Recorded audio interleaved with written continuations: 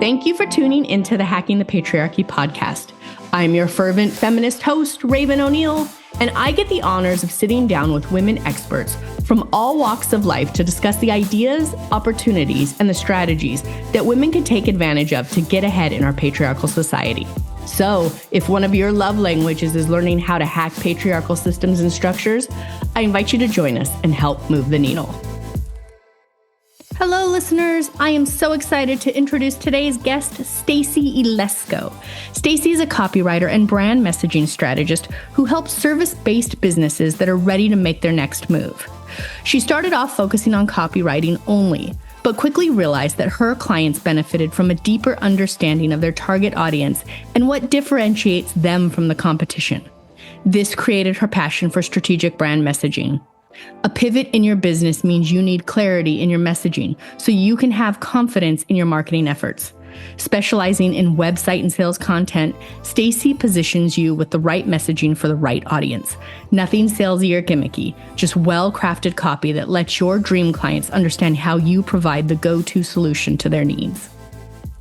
Welcome, Stacy. I'm super excited to have you on today. Thanks, Raven. I'm really excited to be here. Thanks for having me. Absolutely. I am excited about this conversation because we are going to talk about the beginning of entrepreneurship, the planting roots in entrepreneurship, the getting started. How did you do that? I think for this conversation, it's really important because you are more in the beginning stages of your journey still to talk about your personal journey and how you took the leap, what that looked like, and all the things in between. I've got plenty to say on that. Actually, I've been having a lot of conversations about this lately, so it's very serendipitous timing. Okay, just to start with the backstory, I was in education for a lot of years. I'm not going to say how many, but quite a few. And I really just hadn't been fulfilled in my career for a long time and was looking for another option. But everything I came across, there were two barriers. Either it required another degree, new schooling entirely, or it was a massive pay cut. Not that you make a lot of money as a teacher. I've been in it long enough that I needed to be able to replace my income. And the options I found that seemed like a good fit, it just felt like I was going to be swapping one evil out for another, right? And I wasn't going to leave for something else that wouldn't be fulfilling. I actually resigned myself to a place of, I guess I'm just going to stick this out until retirement, and had started to make my peace with that.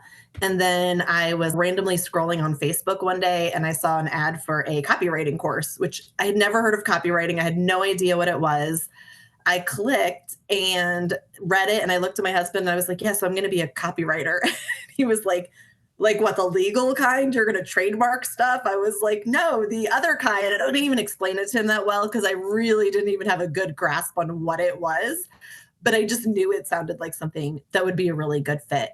So I literally the next day put steps in place to start launching my business. I love that. So you were far more methodical in your approach than just falling into entrepreneurship out of in the moment necessity, or I've always dreamed about it and I'm going to take that leap now because I'm in that position. You were pretty methodical. I'm going to consider leaving and I'm going to look at all the nuances with this and figure out what I want to do.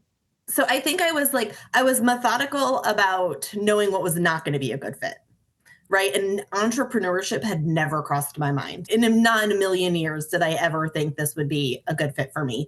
But then it was very not methodical. As soon as I saw that ad, I was like, okay, I'm going to do this. I know nothing about starting a business, but I'm going for it just because I don't know. I like to back myself. I trust that if I'm going to do something, that I'm going to put the time and energy into doing it. And I didn't see why there would be any difference to doing this. I guess it's like that ignorance is bliss kind of thing, right? I did just dive in without a real plan. And so methodical in the sense that it was something I knew that felt like I could follow my passions and use my expertise. Beyond that, there was no method to my madness when I started. Oh my. Okay. This is Hacking the Patriarchy and we're talking about entrepreneurship. So I'd like to dive into possible challenges that you might have had or seen as a female entrepreneur that you face in the industry of entrepreneurship, the ecosystem, that maybe men don't? And this is really unique because, again, you're in that budding stage and you're not necessarily like the tech that's going to go after a ton of money. You are a small business and you have your niche and you're working in that space. So your challenges would be very different from a startup founder. So I just really want to get that spin. Yes, I would just say even starting off right away, one of the first things I actually did is I posted in one of my buy nothing group on Facebook, and I was like, "Hey, any copywriters in the group? I'd love some free advice." Had a couple of women who responded and were super helpful, and they both recommended SCORE, which is like a local program that provides mentorship. So I was really excited, and I'm like, "Okay, this seems like a good, solid place to start." And it really wasn't. Unfortunately, I was partnered with a mentor. And from the get go, it was that whole really lovely, nice man, but 70-year-old white man who was really actually condescending toward me during our initial meetings, right? And it was very much, I had that thought of, are you just being like this because I'm a woman in this space?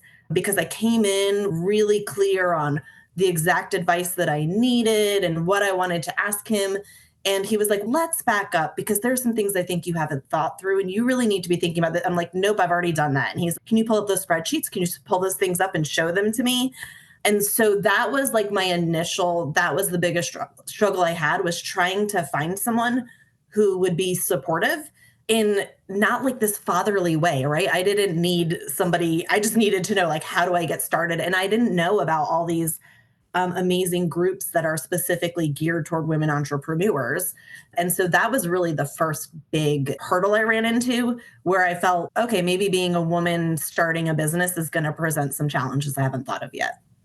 Oh, I had the same experience with SCORE, not to trample on SCORE because they do have really great resources, a lot of do it yourself, but I had the same thing. I was given a male mentor and I just don't get it. And I'm like, but I do. And there's definitely a customer there, but we parted ways pretty quickly. Going back to what you were saying about researching, like going in and asking those groups, that is an extremely smart step that I feel like might be missed. What made you do that?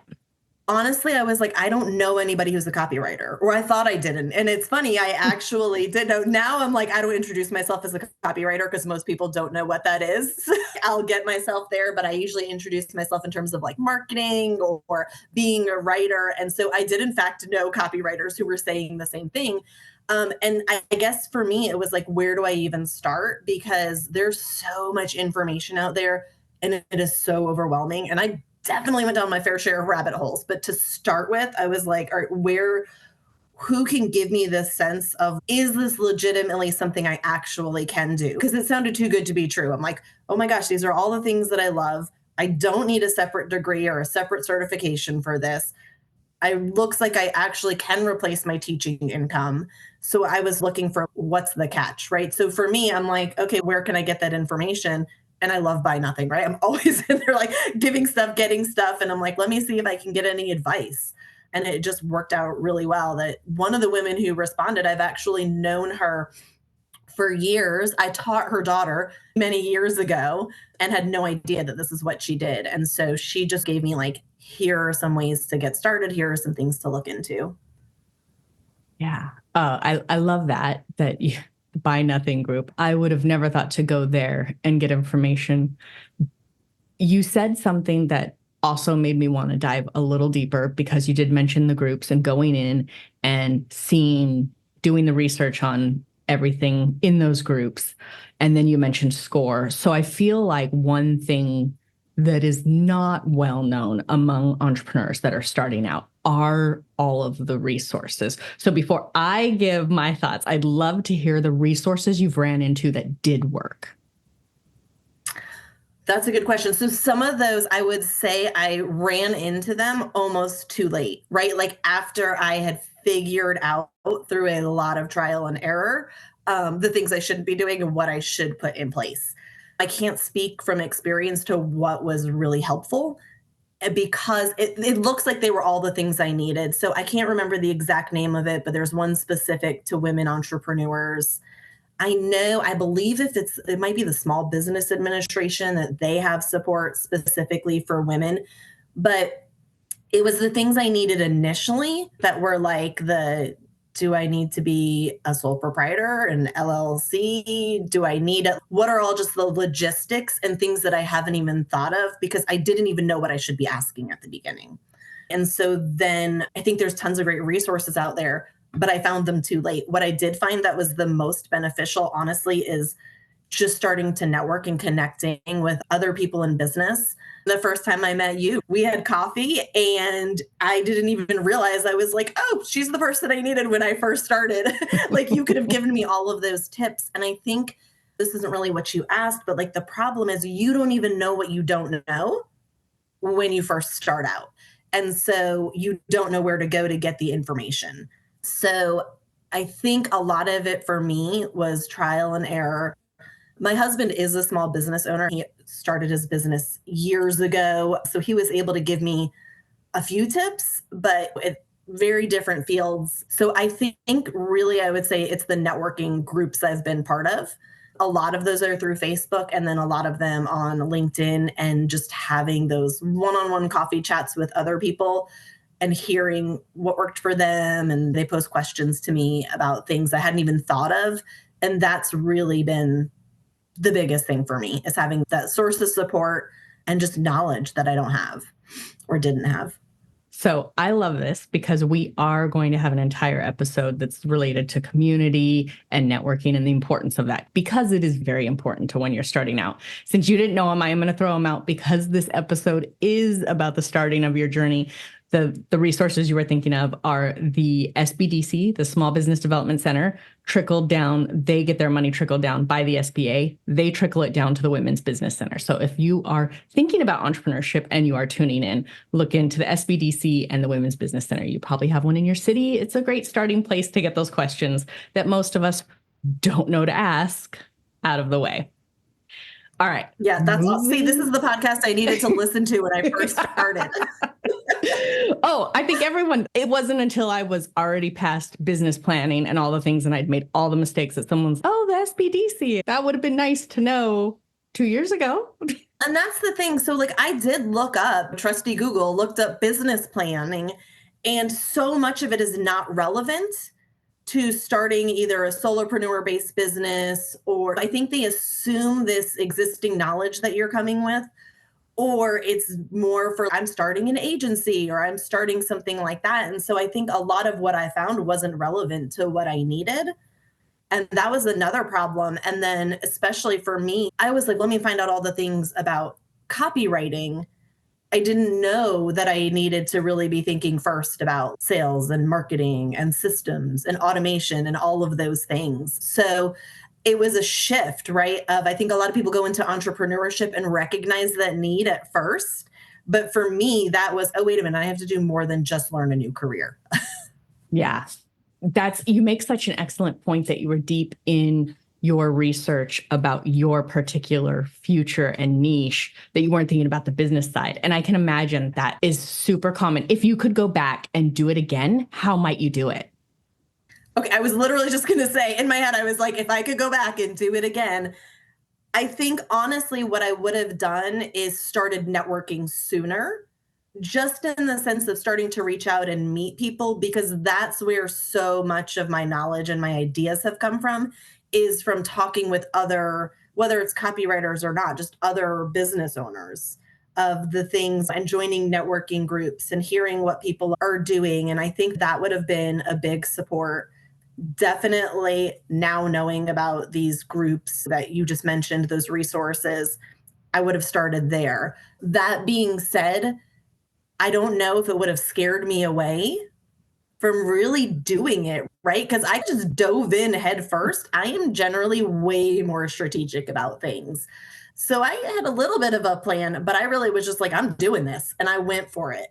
And so that piece I would not change. But yeah, I think just reaching out to more people who were slightly ahead of where I was would have probably been the biggest help for me at that time. Okay, let's talk about, circle back to being a woman in business from that standpoint of hacking the patriarchy. Men and women tend to approach things differently. And as an entrepreneur, how did your strength as a female founder support your launch into it, your process? What might other women be able to use in their strengths as being women to really jump in and excel? Yeah, I think for me, it's about relationship building. I think we're taught this narrative when we're younger about like other women are competition. And I grew up with definitely this like idea of women competing against each other, and quickly realized as an adult that like women can be your best support. And so I think leaning into those relationships and recognizing like the idea of building other women up and allowing other women to build you up, it was the biggest benefit for me. I never viewed, oh, that's another copywriter, or that's somebody else in marketing, or they're smarter than me, or they're better than me. I just was like, okay, this is a resource that I can provide value to, and they can provide value to me. And I'm going to lean into that relationship. And I think that's something. And then just talking about, here are my challenges. I see it with men all the time. They tend to be taught more to be strong and just talk about all their successes. And I think as a woman, it is more accepted to talk about the struggles or the challenges that you're facing. So being able to be open about those things and ask for help, I think that's what's helped me grow the most. Vulnerability is a definite bonus. I feel that we maybe don't lean into enough or don't recognize enough. You've made a couple great points there. One, we have been told a lie. I'm sorry, I was told the same lie. Scarcity mindset. There's only so much for every woman. Everything is your competition. And that's not true. There's enough business for everyone. And especially when you dive into what works for you, even in the corporate world, what works for you, what you want to do, that zone of genius, all those things is different for everyone. I'm sure that there are things that we probably do, you and me, that overlap, that in our offerings, maybe not major, but little tiny things. And that customer that is probably not for me might be great for you. And there's just enough to go around, and that network is so important. And it's true. Let's lift each other up, which leads me to the point. Actually, we're going to go back to a previous point, but it does lead into this point. And that's mentorship, because you did say you were given a SCORE mentor. Let's talk about other mentors that you've had come into your journey, what that has meant for you, how it has supported you, and maybe what that looks like for you to give back. That's a good question. So I think for me, one of the initial things is when I first started on LinkedIn, I did a lot of one-on-one chats, and I wasn't as strategic maybe as I should have been, right? I didn't know who I should be connecting with. But on the other hand, what I found was everybody I connected with wanted to be a help, and they wanted to be a support system for me, right? They were like, oh, you're just starting out. Have you thought about this? Have you done that? Let me send you this resource. And so that's been something I've been really conscious about paying it forward. So much of how I've grown and the things I've been able to do in my business have come from other people just offering that helping hand for me.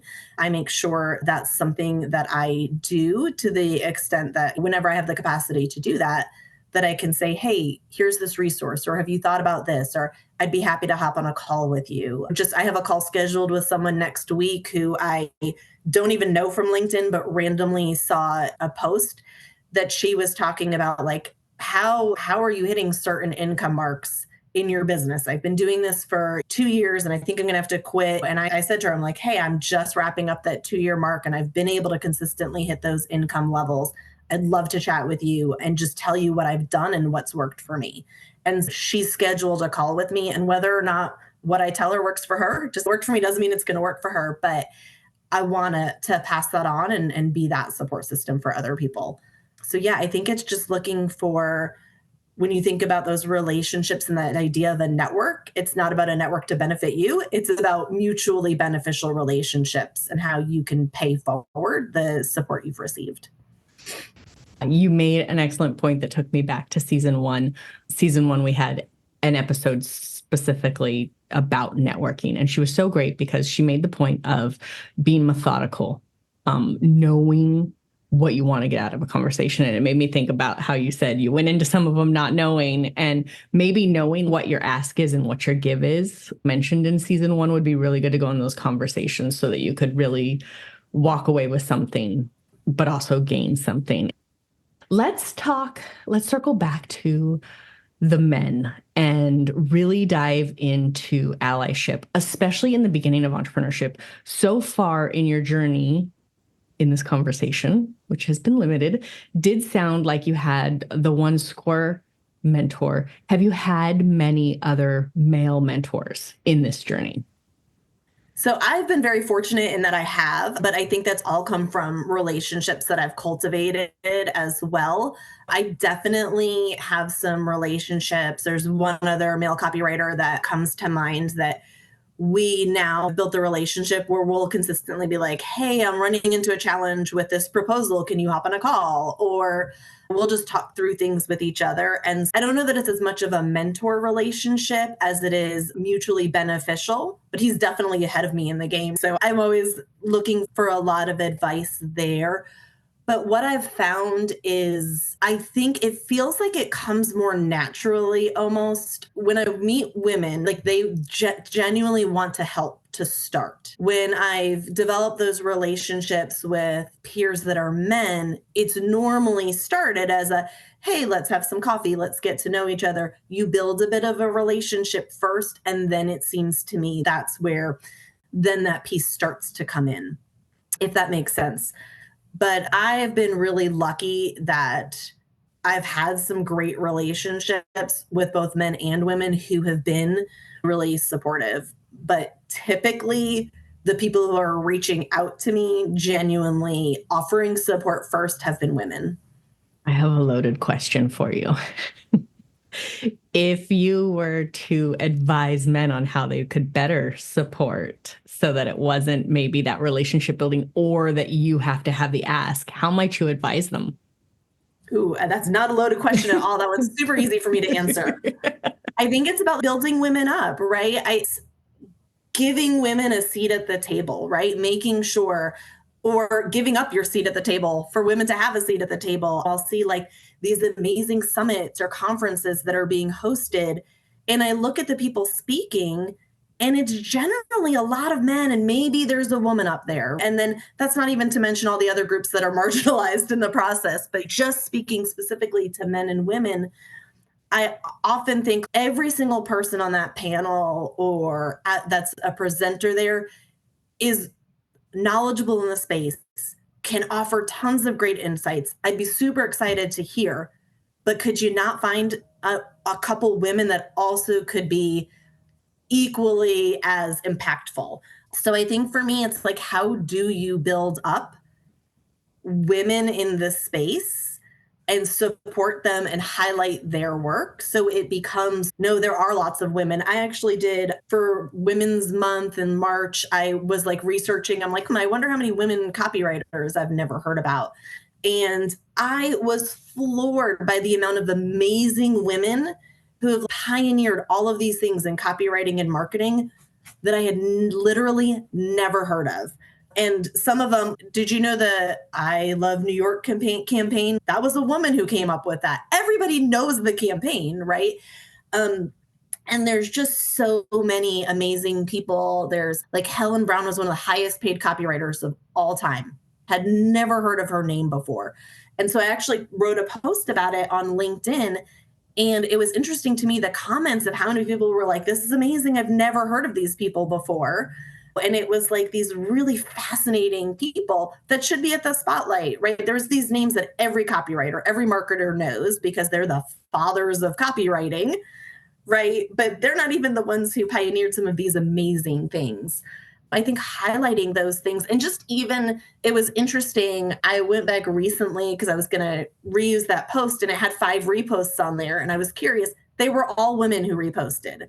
And it's little things like that, right? And then I think the other piece too is advocating when it comes to pay. And I think that's really tricky, especially when it comes to freelancing and copywriting, because ranges are all over the place for what you charge. But we all know it's just like with freelancing, like it is with anything else. There's a gap between what women make and what men make. And I actually was just reading an article yesterday of self-reported ranges of what freelance copywriters make. And they did tease it out between men and women, and it was significantly higher.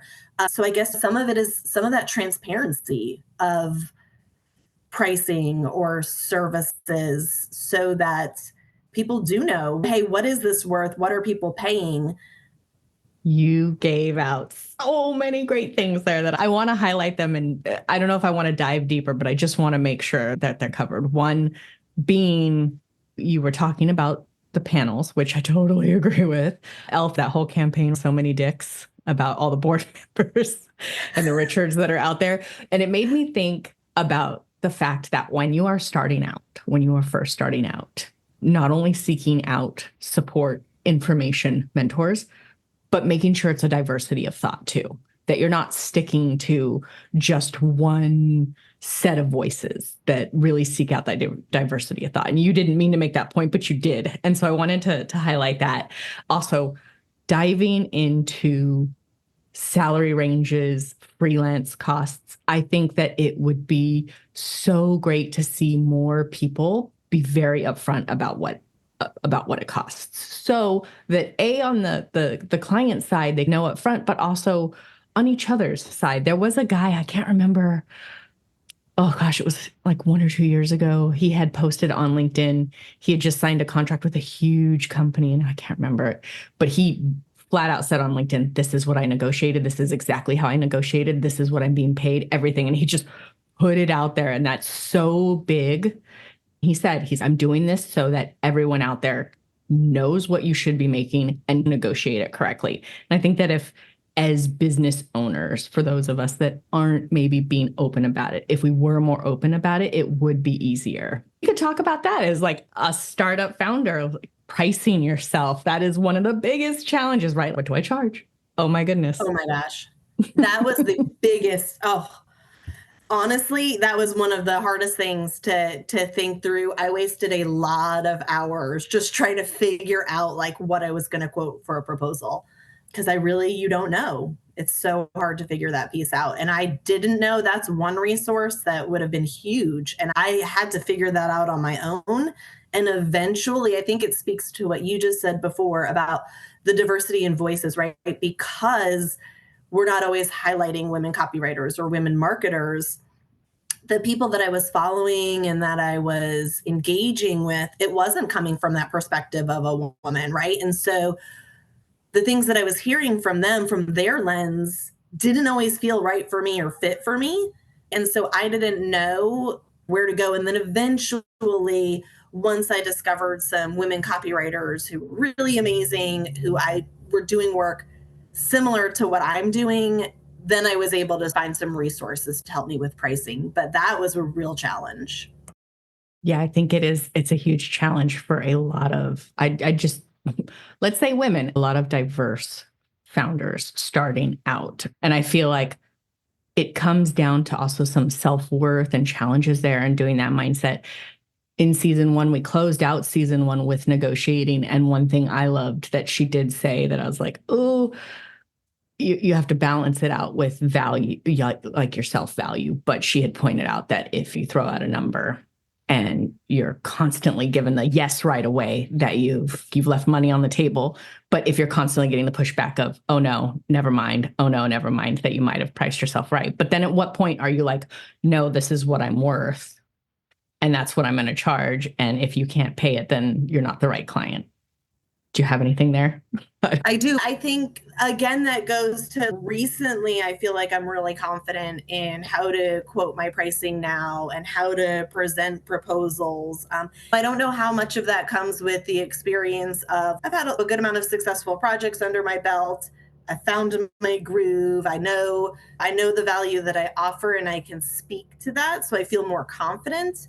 And then how much of it is also just like tricks I've learned and tips I've learned along the way. But definitely the most useful information I've gotten has been from some other women copywriters when it comes to just here's how I negotiate. Because I think that's another thing is we're often taught not to negotiate, right? As I think typically as women, for me, I wasn't in entrepreneurship at all before. So this was a total shift for me. But yeah, I think there's this expectation that it's pushy, or not really sure how I want to say it, but yeah, I think it's this idea that Maybe we come difficult. across. Oh, and I just I'm sorry, cut you what? off. I said maybe difficult. Like we don't want to come off as difficult. So it just always goes back to this idea of like when I grew up, I was always called bossy when I was little, all the time, right? And luckily I'm a pretty confident human being, and I just took that to mean, no, I'm a leader. And so I saw a shirt the other day that said, I'm not bossy, I'm aggressively helpful. That's perfect.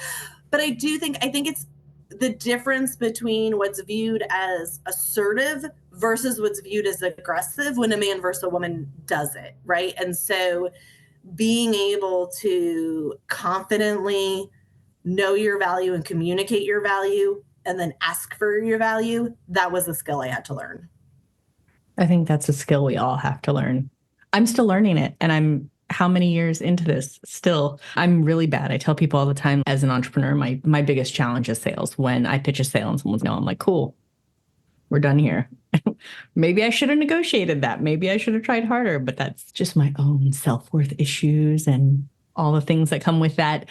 As we begin to wrap it up, I want to put you on the spot again. This one might be more difficult than the previous loaded question, but if you had 3 hacks to give to our audience that are just starting out, the top 3 things they should do when they're either just thinking about starting out or have just jumped in, what are your top 3 hacks?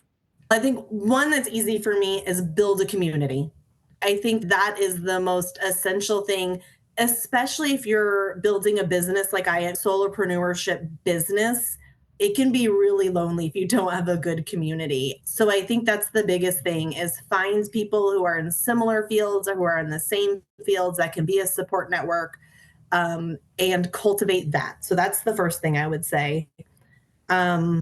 I would say the second one is probably maybe don't go down a rabbit hole. I don't know, that's not necessarily what you should do, but what you should not do. So I think for me, I went down a rabbit hole, and I think I did it as like a form of perfectionism. I tend to use that a lot as a tool for procrastination, is that I wanted to find out all the things and be good at all the things and figure out all the things and have everything in place. And I was looking at every resource, and I think educate yourself, but just what are the basics that you need to get started with whatever you're doing.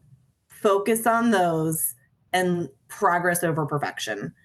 And the third thing I would say has to do with comparing yourself to other people, right? Don't measure yourself against an irrelevant yardstick.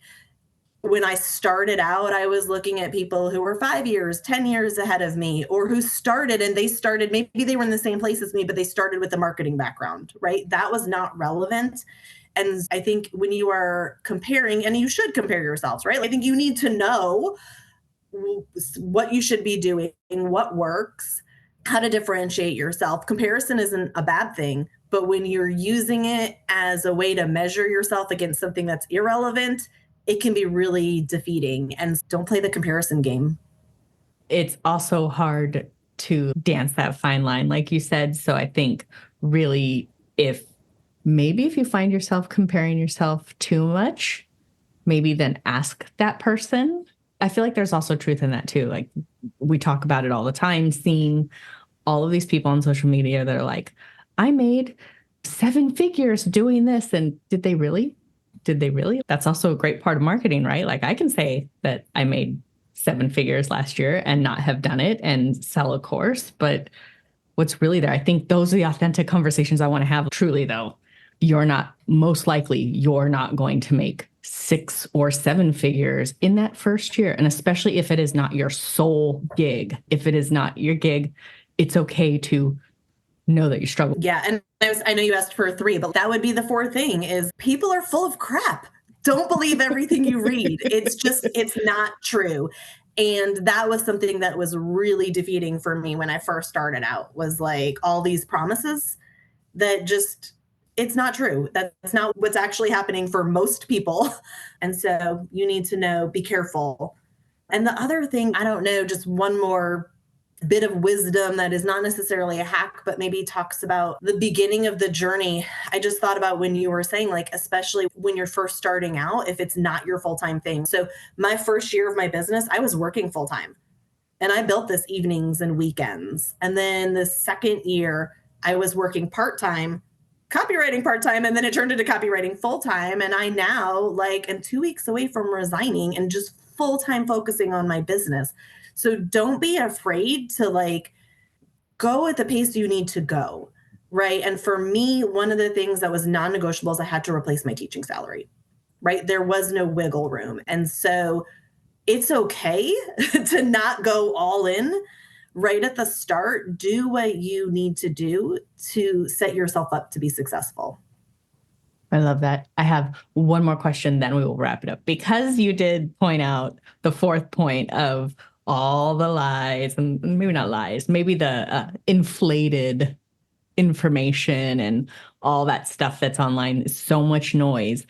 And it just so happens that it's a really good marketing play as it relates to copywriting. So as you approach those, I don't even know if you've had clients that are like, this is what I want it to say, or they see that and they're like, this is what I think I should be saying, how you might approach that from your profession. Yeah, that's a really great question. So that's actually one of the things. So I recently have been going through doing my own rebranding and really thinking about what am I for and what am I against, right? And one of the things I'm against is shady bullshit marketing practices. And so I've been really trying to call those things out and talk about, and I even posted about it on LinkedIn earlier this week. And that's what my email was about this week is somebody used something I said as a testimonial for a service I did not buy. And I was calling out this idea of you can't believe all the testimonials. Here's the issue. Here's why I was upset about it. It wasn't because they took something I said out of context. It was because of the benefit on the consumer. But then here's how you do it the right way. And so I think that is a really important thing as a copywriter and as a marketer is to call out those practices and to recognize it is important that I use sales psychology, right? That is part of my job. But there's a way that you can do that where you are evoking emotions that can help move someone toward a purchase. And then there's a fine line you cross where you're exploiting emotions, right? And so I think that to me is one of the biggest things I hope people will equate with me is I'm not going to use salesy and crappy and gimmicky tactics just so you can make money. And I don't think I've attracted clients, honestly, that would ask for that. And whenever I do have somebody make a revision request, whether it's something like that or not, I will always say, yep, that's a great idea. Let's make that revision. Or I don't think that it's in your best interest to make that revision. And here's why. And sometimes it is. I know you've seen that before, but here's why that could be shady. And so I think we need to call it out. And then we need to make sure that we are being really ethical and in our practices and treating consumers the way we would want to be treating and not taking advantage of them. So the two things I took out of this conversation most was community and resources, building that community, the network, the resources, and then you just threw it out there and it's really in line, but run your business with integrity, like integrity first. Do the thing, but do it with integrity. Awesome. It has been such a pleasure. My core value. Oh, yeah. Oh, yeah. It's on the top of mine too. I think I have 5 in there, but I'd have to revisit those too. Revisit them every couple of years. It has been such a pleasure having you on the show. I can't thank you enough. For those who are tuning in and they want to connect and reach out, how can they find you? Yeah, so LinkedIn is a great place. You can find me on LinkedIn. And I also send out weekly emails. I send out no BS, just practical advice and tips that you can apply. And those are the 2 best ways to find me. You can also find me on my website, which I will give you the address so you can link that as well. Awesome. I will put all of those links in the show notes. So LinkedIn, sign up for that newsletter because it is more free hacks to get it done, tips and tricks, and then your website, all of it in the show notes. Awesome. Thank you, Raven. Thank you. It's been great chatting. Thank you so much for tuning in and listening to today's episode. For all the juicy deets on this episode, be sure to check out our show notes or give us a holler on Instagram at Hacking the Patriarchy Podcast. And if you enjoyed this episode and you'd like to help support this podcast, don't be shy. Please share it with your friends. Sharing is caring after all. Lastly, if you'd like to lend your personal support, please take a moment to tell the world about it with a review on your favorite streaming platform. We'd be forever grateful. Tune in again soon to enjoy a brand new episode of the Hacking the Patriarchy podcast. And until next time, keep on hacking, my friends. If you've made it this far, I have one more little thing to share with you. Did you know that this isn't my only feminist endeavor? That's right, there's more. I run a media startup dedicated to providing the most current and pertinent news about women, for women, and by women. Our mission centers on delivering a platform where the latest updates regarding women-led initiatives are extensively covered, highlighting women's actions, accomplishments, perspectives, and other elements that profoundly influence women's lives and contribute to meaningful progress. I invite you to head over to femled.news to learn more.